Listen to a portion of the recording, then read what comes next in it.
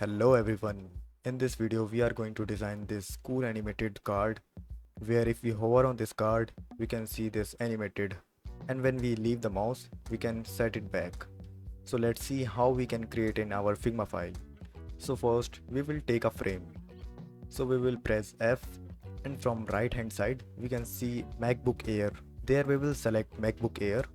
So we will take a background of black. So we will put 0. Now the background is black. So this is our main frame where we are going to design our card. After selecting our frame, we can select another frame for our card.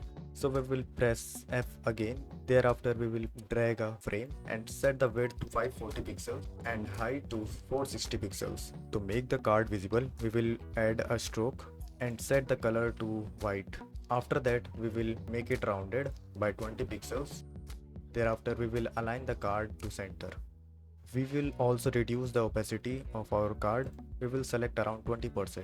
Thereafter, we will set this frame to auto layout. For that, we will press Shift A and make the height and width to fixed.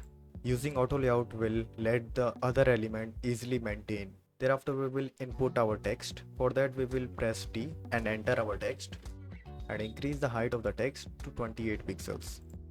After that, we will add another text. We can easily duplicate the text by Ctrl D. Thereafter, we will align the items vertically, then enter our next text.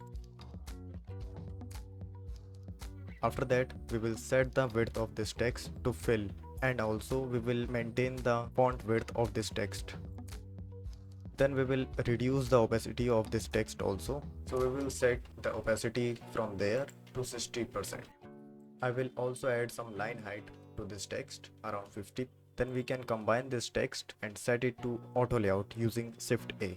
After that, we have to add another frame inside the card. For that, we can press F and drag a frame. Thereafter, we will make it fill container from both height and width and fill a color to make it visible. I will be using few gradient color inside this frame. These are the color I'm going to use. For that, I will select this frame and go to this button and select gradient. From that, we will choose radial and select our color. Center color should be this. The outer color should be this, and we will also add another color. For that, we will align like this, and thereafter we can add another color, and to the last color we will add this third color. Now it's look better. Now we will also add some corner radius.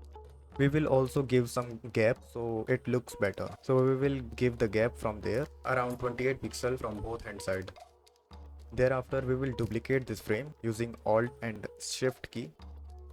After that, we will select this layer, and to add perspective to this layer, we will go to our plugins. From there, we will select Skew Isometric tool. So this is the plugin I am going to use to add perspective to my frame. There I will select this upright button. Then I will close this and align it to center. After that, we will reduce the size using K button. We will reduce the side of this frame to 0.8.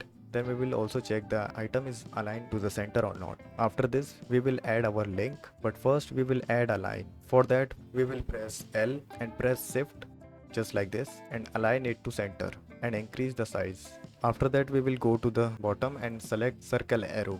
Thereafter, we will increase the stroke to 3. Then we will also add some gradient. For that, we will go to the stroke button and go to the gradient. Thereafter, we will select our color that we have previously choose, this blue color, also to the top. Then we will also reduce the opacity for the top point.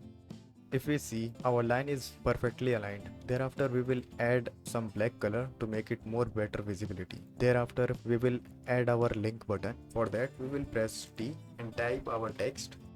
After that, we will reduce the size of the text around 20 pixels. Thereafter, we will align it to center and add auto layout using Shift A. Thereafter, we will add border using the stroke button and press F word to make it white color. Thereafter, we will make it full rounded just like this by dragging the corner radius and reduce the vertical padding to 2 pixels and also increase the horizontal padding around 20 pixels. Thereafter, we will reduce the opacity of the border. So we will reduce our border to 20% and align it little bit to the bottom.